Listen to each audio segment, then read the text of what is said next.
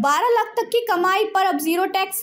नए रिजीम में भी बड़ा टैक्स कट, देखें टैक्स स्लैब। वित्त मंत्री निर्मला सीतारमण ने बड़ा ऐलान करते हुए कहा कि अब 12 लाख की सालाना कमाई पर कोई भी टैक्स देने की आवश्यकता नहीं है।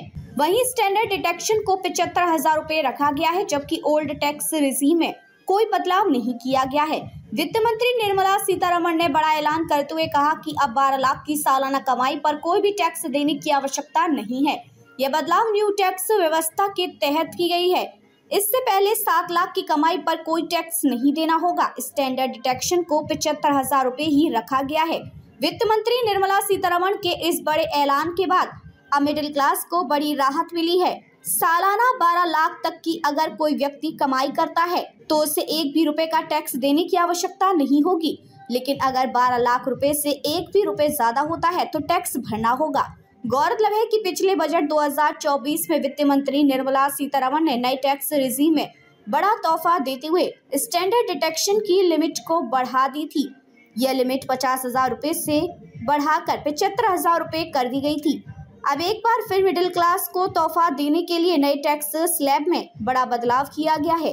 वित्त मंत्री निर्मला सीतारमण ने ओल्ड टैक्स स्लैब में कोई बदलाव नहीं किया है। ओल्ड टैक्स स्लैब में पहले की तरह ही 5 लाख रुपए की सालाना इनकम पर कोई टैक्स देने की आवश्यकता नहीं होती है।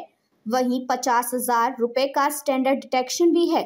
Old tax regime tax slab 0 से 2.5 लाख रुपए तक की आय पर 0%, 2.5 लाख से 5 लाख रुपए तक की आय पर 5%, 5 लाख से 10 लाख रुपए तक की आय 20%, 10 लाख से अधिक की आय पर 30%। वित्त मंत्री निर्मला सीतारमण ने बजट के दौरान बड़ा ऐलान करते हुए 12 लाख तक की सालाना कमाई पर कोई टैक्स नहीं लगने का ऐलान किया है।